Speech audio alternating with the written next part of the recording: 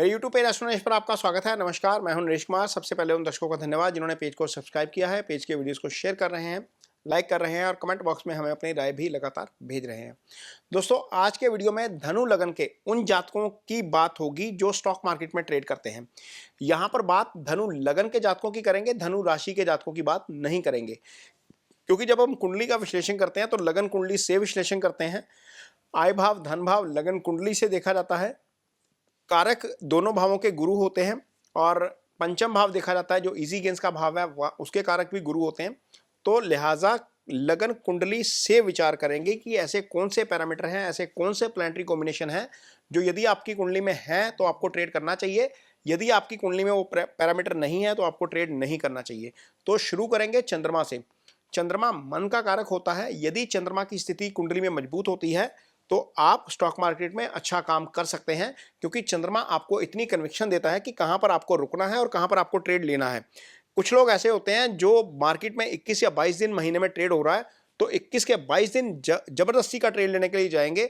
ऐसा उनका मन के जो होता है ना, स्थिति होती है, उसके कारण होता है कि आज ट्रेड लेना ही लेना है, चाहे वो ट्रेड बन रहा है या नहीं बन रहा। लेकर फंसेंगे, नुकसान में निकलेंगे, लेकिन लेंगे जरूर ट्रेड। तो ऐसा आपको नियंत्रण, जो आत्मनियंत्रण मिलता है, वो चंद्रमा से मिलता है। तो चंद्रमा कैसे देखेंगे, नंगी आंख से कैसे पता लगेगा कि आपकी कुंडली में चंद्रमा की स्थिति ठीक है या नहीं है? तो एक सिंपल सा पैरामीटर है जो यहाँ पर आपको कुंडली पे लगा के दिखा देंगे। आप देखेंगे तो आपको समझ आ जाएगा कि आपकी कुंडली में चंद्रमा की स्थिति ठीक है या नहीं है। तो सबसे पहले तो ये देखेंगे कि चंद्रमा आपका पड़ा कहाँ पर है। मान लीजिए धनु में ही पड़ा हुआ है, धनु राशि में पड़ा है, ये धनु लगन की कुंडली है। मान लीजिए लगन में ही चंद्रमा पड़ा हुआ है, तो यदि आपका सूर्य वृश्चिक राशि में यानी कि 12वें भाव में है या मकर राशि में यानी कि दूसरे भाव में है, तो आपका चंद्रमा वीक हो जाएगा, क्योंकि ये सूर्य के बिल्कुल करीब का चंद्रमा है। मान लीजिए चंद्रमा यहीं पर पड़ा हुआ है और सूर्य आपका पड़ा हुआ है 11वें भाव में या तीसरे भाव में। अब यहाँ पर या तो तुला का सूर्य हो जाएगा या आपका कुंभ का सूर्य हो जाएगा। तो यहाँ पर भी आपका चंद्रमा वीक हो जाएगा, क्योंकि यहाँ पर चंद्रमा और सूर्य का मैक्सिमम डिस्टेंस 70-80 डिग्री के से ज़्यादा नहीं होगा। तो जब 70-80 डिग्री के आसपास का चंद्रमा सूर्य का डिस्टेंस है तो ये चंद्रमा वीक है। इसको क्षीण चंद्रमा बोलते हैं। ये बाजार में आपको टिकने नहीं देगा। आप जबरदस्ती का ट्रेड लेंगे, आप नुकसान में निकलेंगे, या प्रॉफिट हो रहा होगा तो बुक नहीं कर पाएंगे, ग्रीड फेयर का जल्दी शिकार हो जाएंगे। तो यहाँ पर जो है चंद्रमा सबसे पहले देखेंगे कि आपकी कुंडली में चंद्रमा कैसा है। अब चंद्रमा मजबूत कैसे, ये कैसे पता लगेगा? मान लीजिए यहीं पर चंद्रमा पड़ा है और सूर्य आपका सामने 3 राशि में पड़ा है, यानी कि मिथुन राशि में पड़ा है, सप्तम भाव में, तो ये पूर्णिमा के आसपास का जन्म होगा। ये चंद्रमा मजबूत है। और इस चंद्रमा के ऊपर यदि गुरु की दृष्टि है, मान लीजिए गुरु आपका 9th हाउस में पड़ा हुआ है या आपका पंचम भाव में पड़ा हुआ है, जब धनु राशि की पत्रिका बनाएंगे तो सिंह राशि का यदि मान लीजिए गुरु है 9वें भाव में आ गया तो उसकी दृष्टि पड़ेगी सीधी आपके चंद्रमा के ऊपर। ये चंद्रमा मजबूत हो जाएगा। और यदि मान लीजिए चंद्रमा आपका पंचम भाव में है, यानी कि एक राशि में, यानी कि मेष राशि में गुरु है, तो भी गुरु की दृष्टि जो है वो आपके चंद्रमा के ऊपर आ जाएगी। ये मजबूत हो जाएगा, यहाँ पर स्थिति ठीक हो जाएगी। सूर्य सप्तम का है, गुरु 5 या 9 राशि में है, चंद्रमा आपका धनु में है, तो ये स्थिति ठीक है। मान लीजिए सूर्य यहाँ पर नहीं है, गुरु की पोजीशन वही मान लीजिए सूर्य आपका कन्या राशि में है, तो भी यहाँ पर सूर्य और चंद्रमा का डिस्टेंस लगभग 100 डिग्री के आसपास आ जाएगा। मान लीजिए सूर्य आपका 12 राशि में है, 6 में नहीं है, तो भी ये आइडियल पोजीशन हो जाएगी उसके लिए कि चंद्रमा आपका ठीक हो जाएगा। तो यहाँ पर सबसे पहले तो चंद्रमा देखेंगे आपकी कुंडली में कैसा है, क्या शुभ प्रभाव में है, क्या वो सूर्य से डिस्टेंस में है।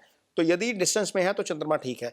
जब हम बड़े निवेशकों की बात करते हैं तो वॉरेन बफे की कुंडली में सूर्य और चंद्रमा का डिस्टेंस 99 डिग्री है, और दिवंगत राकेश झुंझुनवाला जी की कुंडली में सूर्य और चंद्रमा का डिस्टेंस 130 डिग्री के आसपास था। तो यही एक मन की स्थिति होती है जो आपको थोड़ा सा रोकती है बाजार में, जो थोड़ा सा परिपक्व बनाती है, जो जबरदस्ती का ट्रेड नहीं लेने देती, तो आपको नुकसान नहीं होता। दूसरा पैरामीटर यदि हम देखेंगे, जो लोग खास तौर पर फ्यूचर इंडेक्स में काम करते हैं, मान लीजिए आप MCX में काम कर रहे हैं, क्रिप्टो में काम कर रहे हैं, या निफ्टी फ्यूचर में काम कर रहे हैं, स्टॉक फ्यूचर में काम कर रहे हैं, तो 12वां भाव जो स्पेकुलेशन का भाव होता है वो आपका बहुत अच्छा होना चाहिए। यदि 12वें भाव में मान लीजिए शनि बैठा है, 4th हाउस में आपके राहु है और पंचम में या छठे में मंगल है, तो इन दोनों स्थितियों में आपका 12वां भाव 3 पाप ग्रहों के प्रभाव में पीड़ित हो जाएगा। मान लीजिए मंगल छठे में बैठा है, शनि आमने सामने है, 12वें में है, तो मंगल की सीधी दृष्टि जाएगी, राहु 4th में बैठा है, राहु की भी दृष्टि चली जाएगी 12वें भाव के ऊपर, तो वो आपका 12वां पीड़ित कर देगा। मान लीजिए छठे में मंगल नहीं है, पंचम में है, तो भी वो 8वीं दृष्टि से उसको पीड़ित कर देगा। मान लीजिए वहां पर भी नहीं है, मंगल भाग्यस्थान में ही बैठा है, तो भी उसको पीड़ित कर देगा।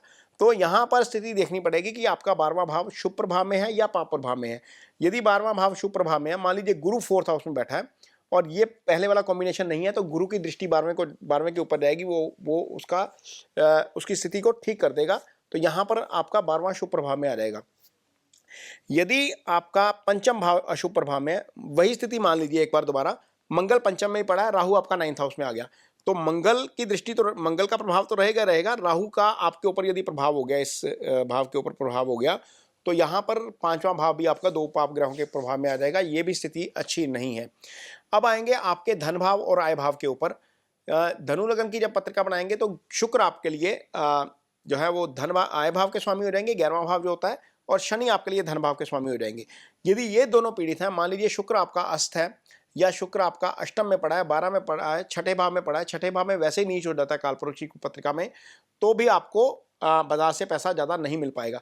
शुक्र ऐसा ग्रह होता है जो असीम धन देता है, क्योंकि लिक्विड मनी हम चंद्रमा से देखते हैं, संचित धन हम जुपिटर से देखते हैं, और असीम धन जो है वो वीनस से आता है। वीनस आपकी कुंडली में आय स्थान का भी स्वामी होता है, तो वहां पर शुक्र की स्थिति अच्छी होनी चाहिए, शनि की स्थिति अच्छी होनी चाहिए, और दोनों भावों का कारक गुरु, उसकी स्थिति अच्छी होनी चाहिए। अब मान लीजिए बाजार में आप काम करते हैं और आय भाव का स्वामी शुक्र आपका केंद्र में बैठ गया, जाकर 11वें भाव में, दशम भाव में आ गया, या 11वें में ही बैठा है, और गुरु आपका यहाँ पर बैठ गया पंचम भाव में, तो यहाँ पर यह दृष्टि संबंध बना लेगा। गुरु आय भाव का कारक होकर, धन का कारक होकर शुक्र के साथ संबंध बनाएगा, आय भाव को गुरु दृष्टि देगा, तो निश्चित तौर पर यहाँ पर आपको फायदा हो सकता है, और ये अच्छा कॉम्बिनेशन है। मान लीजिए गुरु पंचम में नहीं है, गुरु सप्तम में बैठे हैं, तो भी वो 11वें को दृष्टि देंगे, यहाँ पर भी आपके लिए स्थिति अनुकूल है। यदि गुरु तीसरे भाव में भी हैं, हालांकि धनु राशि में जब धनु लगन की जब पत्रिका बनेगी, 11 का गुरु जब बनेगा, तो अपने दोनों भावों के अच्छे फल नहीं कर पाएगा, क्योंकि अपनी धनु राशि से वो तीसरे जाएगा और अपनी मीन राशि से वो 12 चला जाएगा, 2 भावों के अच्छे फल नहीं कर पाएगा। लेकिन चूंकि गुरु आय और धन का कारक है, आय भाव पर दृष्टि होगी, शुक्र पर दृष्टि होगी, तो लिहाजा आय के मामले में आपको थोड़ा सा लकी जरूर बना देगा। मान लीजिए शनि इसी पत्रिका में सामने पड़े हुए हैं, भाग्यस्थान में 9वें भाव में पड़े हुए हैं, तो क्या होगा, गुरु की दृष्टि धन भाव के स्वामी के ऊपर भी आ जाएगी, और गुरु की दृष्टि आय भाव के स्वामी के ऊपर भी आ जाएगी। ये एक आइडियल कॉम्बिनेशन हो जाएगा स्टॉक मार्केट में काम करने का, प्रोवाइडेड आपका 12वां भाव खराब ना हो, आपका 5वां भाव खराब ना हो, और आपका चंद्रमा खराब ना हो। तो ये कॉम्बिनेशन होगा तो आप मार्केट में काम कर सकते हैं। मान लीजिए चंद्रमा आपका केंद्र में ही पड़ा है और ये वाला कॉम्बिनेशन बना हुआ है, सूर्य उसके सामने है या सूर्य 4th हाउस में है, गुरु शनि को देख रहा है या गुरु बुध शुक्र को देख रहा है, तो निश्चित तौर पर बाजार में आपको काफी फायदा हो जाएगा।